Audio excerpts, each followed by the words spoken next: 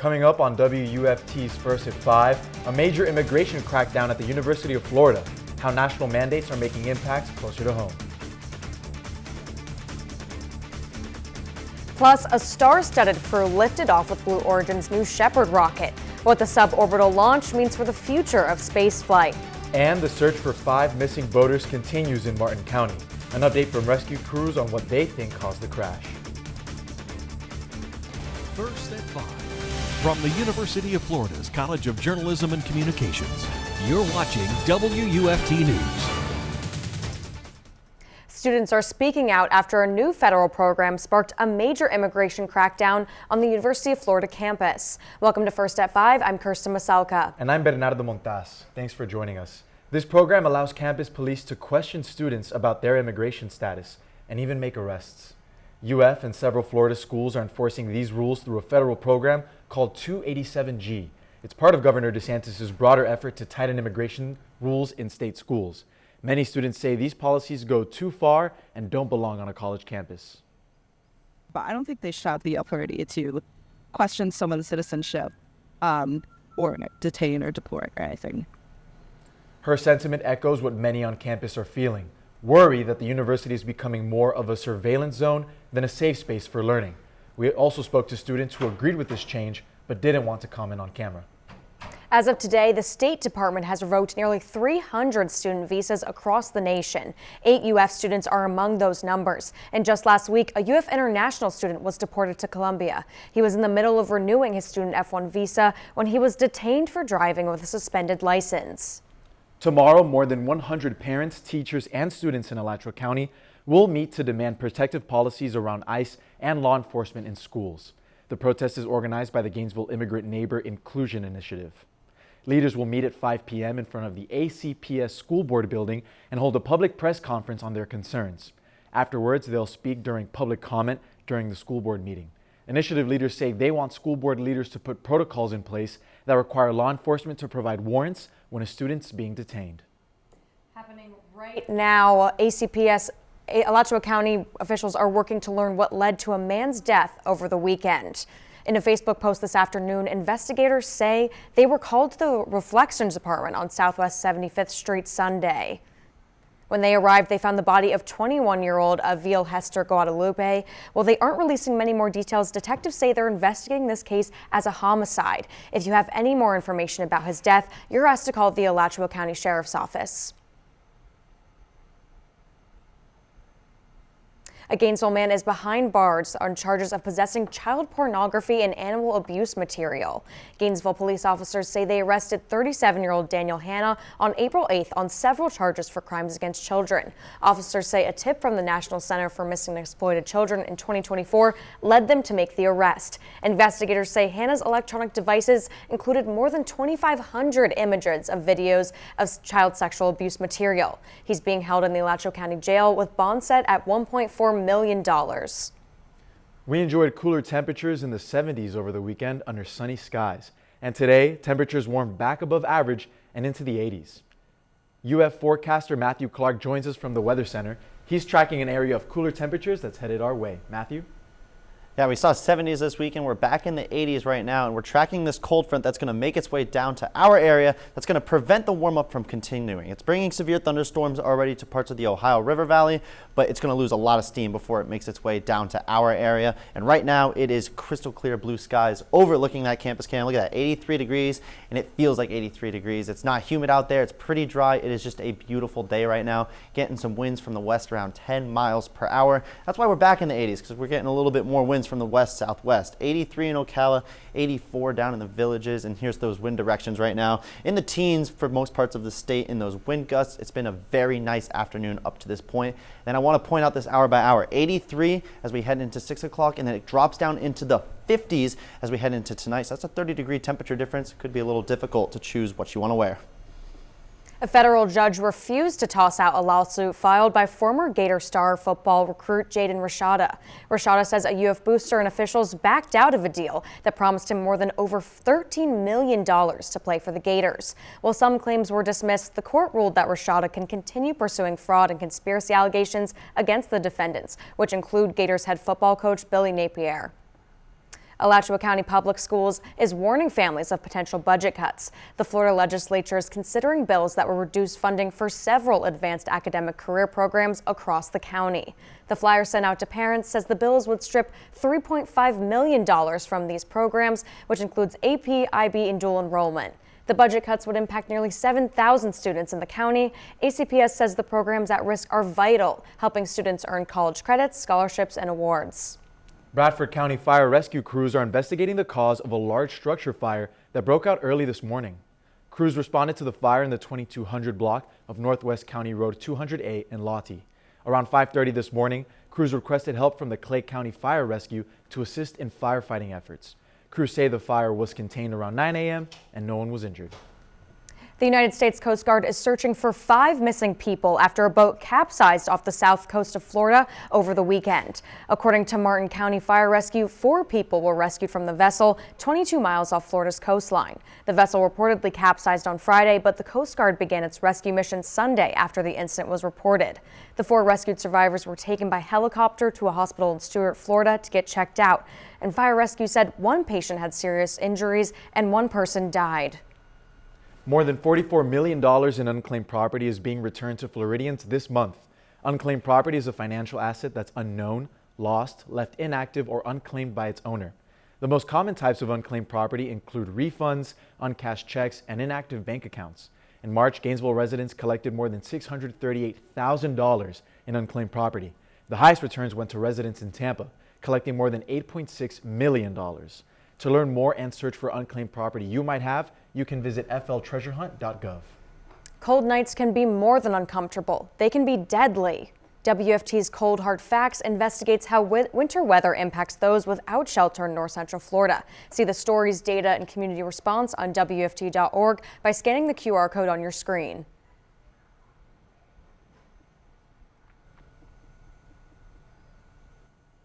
Coming up on First at 5, a historic space flight for Blue Origin. Taking a look at the all-woman crew that launched to space just a few hours ago. You're watching WUFT-TV News. Aerospace company Blue Origin sent its New Shepard rocket hurtling out of the Earth's atmosphere today. On board, a celebrity-studded crew of 6, featuring pop star Katy Perry and TV personality Gayle King. Laura Aguirre reports why that's not the only reason today's spaceflight was unique. Blue Origin's New Shepard rocket launched off its pad in Van Horn, Texas this morning. Liftoff. In a capsule atop the fiery send-off, the first all-female flight crew in space in over 60 years. Among them, pop star Katy Perry, journalist and Oprah bestie Gayle King, movie producer Carrie-Anna Flynn, Amanda Nguyen, a women's rights advocate and the first Vietnamese woman to fly in space, Aisha Bo, a former NASA rocket scientist and entrepreneur, and Lauren Sanchez, who organized the flight and is also engaged to Blue Origin's founder, Amazon billionaire Jeff Bezos. The New Shepard's capsule only 12.5 feet wide. Perry shared a look inside on her Instagram ahead of the launch. Here I am. Seat number 2. Their suborbital flight, reaching just beyond 62 miles above Earth, lasted only a few minutes. But the experience and memories will last much longer. You look at it and you're like, we're all in this together. All these things that like divide us, but we're not. Perry carried a small daisy, honoring her daughter's name, but also as a symbol of those confronting their fears. They go through cement, they go through cracks, they go through walls. They are resilient. Gayle King was one of them, challenging her own crippling fear of flying. I'm so proud of me right now. I still can't believe it. Of the more than 700 people who've traveled to space, only about 15% have been women. It's about making space for future women and taking up space and belonging. For WUFT News, I'm Laura Aguirre. Tariff uncertainty continues to dominate Capitol Hill. Over the weekend, President Donald Trump announced that some tech devices are exempt from the tariff on Chinese imports. Tech devices like smartphones and computers are exempt from the punishing 125% tariffs on Chinese imports, though a 20% levy remains. The Trump administration's surprise move gave stock markets an early boost, though President Trump suggested the reprieve would be short-lived, with new tariffs coming on imported semiconductors. Like we did with steel, like we did with automobiles, like we did with aluminum, which are now fully on. We'll be doing that with semiconductors, with chips. According to the president, more details on the tariffs will come over the next week. Overlooking the campus cam, it is a beautiful day outside and these dry conditions are going to continue. I'll have just how long you can expect this beautiful weather after the break. You're watching WUFT-TV News. If you didn't have the chance to be outside this weekend, you really missed out because the weather was beautiful. Absolutely, Bernie. It was amazing. It was great. I really hope it continues into this week. Yeah, no April showers right now, except last Friday. But again, for the third straight day in a row, there is not a cloud in the sky. And then overlooking that campus cam, you can see that there's not a cloud in the sky. Saturday, cloudless. Sunday, cloudless. Again, we are cloudless. We're getting some winds from the west right now, so we're back in the 80s. We didn't break the 80s this past weekend, but we have broke the 80s today. 83 currently. Areas, rest of our area, 83 in Ocala, 83 down in the villages, and 84 in Palaka. It's just a beautiful afternoon. It's not humid out there right now, and that's kind of the big thing. So even though it's in the 80s, it is dry outside. It is just gorgeous outside. So as our evening progresses, we're going to drop into the lower 50s. That's a 30-degree temperature drop. So shirts and t-shirts right now, you may need a cover up when you're waking up tomorrow morning. This dry spell is going to continue though, and this warm up is going to be as a halt as we're tracking this cold front that's moving through the Ohio River Valley right now, bringing in some severe thunderstorms already to parts of Virginia and West Virginia. There's a level 3 out of 5 risk there. Several tornadoes could be possible. Golf ball size hail just for this little hatched area, but that is going to lose a lot of steam as it makes its way down to us. So futurecast as it continues tonight, still going to be some pretty strong storms in parts of Virginia and Washington, D.C. But in terms of our area, cloud coverage is going to be kind of the main prominent factor as it moves its way down to our area. About a 20% chance of scattered showers tomorrow afternoon, but nothing too much to write home about. Just the cloud coverage is going to be back tomorrow. The big thing though with this cold front is the drop in dew points. So the amount of moisture in that atmosphere is about summertime dew points tomorrow night, 63 degrees here in Gainesville. But as that front moves its way through, look at these dew points drop into the lower 30s. We're going to be dry as we head in through the rest of the week. It's going to be such a nice rest of the week out. And the muggy meter, I'll show you here, that dip into those lower 30s, those upper 30s and lower 40s, it's going to be refreshing. A little bit of an increase tomorrow. That's because of that cold front. So I'm going to show you these futurecast temperatures waking up Wednesday morning. We're going to be in the lower 50s and then heating up into the mid 70s. Going to be beautiful Wednesday afternoon. And then Thursday morning, we're going to be in the lower 50s again, even the upper 40s in some places, Live Oak and Lake City. And we're going to be warming up into the 80s. So another 30-degree increase in temperatures. So it's like layers in the morning and then t-shirts and shorts in the afternoon. So this temperature is going to remain pretty much consistent as we head throughout the rest of the week. No cloud coverage as this high pressure system is very prominent, keeping us pretty strong, keeping us sunny, keeping us dry. It's going to just be a beautiful rest of the week. And then Easter Sunday, we're back into the 90s. So that warm up starts to halt because of that cold front tomorrow, and then it slowly heats up as we head into the weekend. Thanks, Matthew. In other news, a local nonprofit is bringing neighbors together for pancakes, but with a side of prairie preservation. The Alachua Conservation Trust hosted their annual Pancakes on the Prairie Saturday morning. Locals gathered to enjoy some family fun and flapjacks at the Tuscaloosa Preserve in Micanopy. Attendees were able to enjoy a variety of pancakes, including gluten-free and vegan options. For ACT event coordinator Ima Olomos, the event is a way to give back to the community. It's both good for us, like as individuals, but as a community to be able to come together and both champion the work that ACT does to do protection on land, but also champion the community that we have here, like Gainesville. The nonprofit works on conservation in 22 counties in North Central Florida. Through donations and buying properties, the Land Trust creates parks and preserves for the public to enjoy. Now, we may be months away from college football season, but the Florida Gators are still putting up record-breaking performances on the gridiron. See what Gators shined the brightest this weekend and what's yet to come for this year's Florida squad, plus more after the break. You're watching WUFT-TV News. Happy Monday, everyone. I'm Jack Meyer. Congratulations are in order to Gators football this weekend as they defeated the Gators? Florida football was back in the swamp for its annual Orange and Blue game this weekend.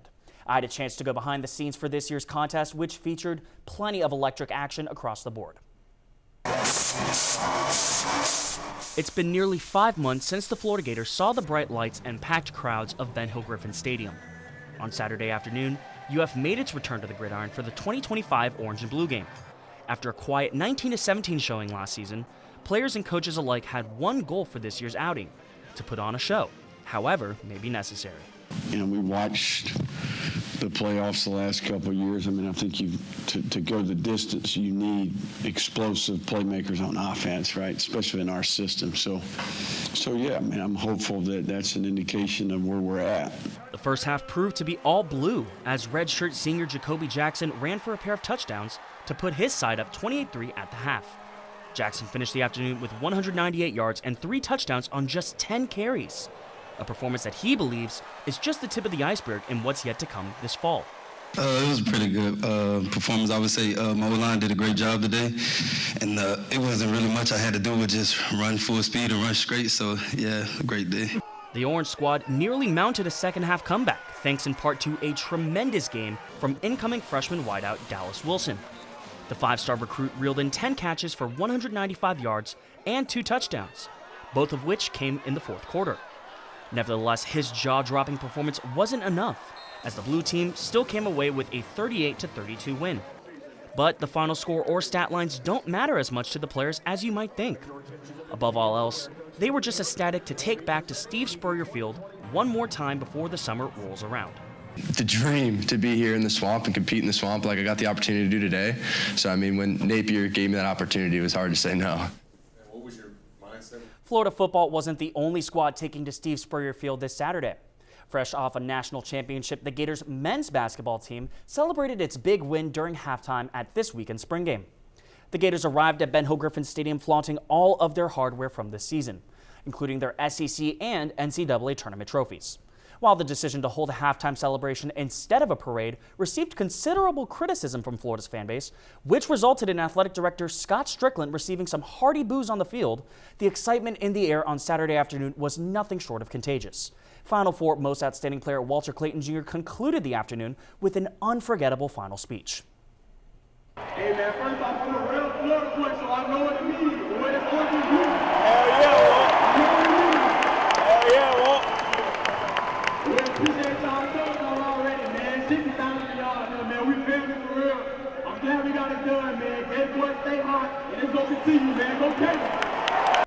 Saturday's celebration proved to be a memorable culmination of an even more memorable season.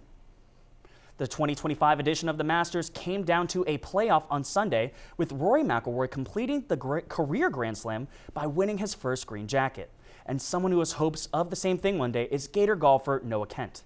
Kent was at Augusta as an amateur but did not make it to the weekend. Afterwards, he spoke about what he learned as he heads back to UF. You want to be out here one day. Tell you what, it'll make every college event seem a little bit easier after playing here. So you'll definitely be able to, I was talking to my caddy on 18, it's like you can't outsmart anybody out here, but I feel like in college you can outsmart some people sometimes. So, I mean, it's just using the experience forward. Yeah. Heading out to Oxford, Florida softball is riding high following a series victory over the Ole Miss Rebels this past weekend. Florida grabbed wins Friday and Saturday over the Rebels as freshman outfielder Taylor Shoemaker continues to dominate. She broke Florida's rookie RBI record with 61, and it's only April. The Gators improved to 37-9 on the year as they march on to Tuscaloosa for a date with the Crimson Tide next weekend. And one more piece of good Gator news before we go. Florida baseball won its first SEC series of 2025, sweeping the Missouri Tigers to improve to 24-14 on the year. Now we'll have one final check on your forecast after the break. The warming trend is going to pause for just a brief moment as a very weak cold front is going to move through tomorrow night. About a 20% chance of scattered showers before that warm-up trend does continue again into the weekend. But look at those temperature differences. In the 80s as the highs and the 50s as the low. A little bit of a temperature difference there. 30 degrees is pretty large. And then Saturday and Sunday could be a pretty warm Easter weekend if you have any outside plans, reaching the 90s again. Absolutely looking forward to that spring weather, especially for Easter. Thanks, Matthew, and thanks for joining us. We'll be back tomorrow with another edition of First at 5. But your North Central Florida news is always on at WUFT.org and on all our social media platforms. Have a good night.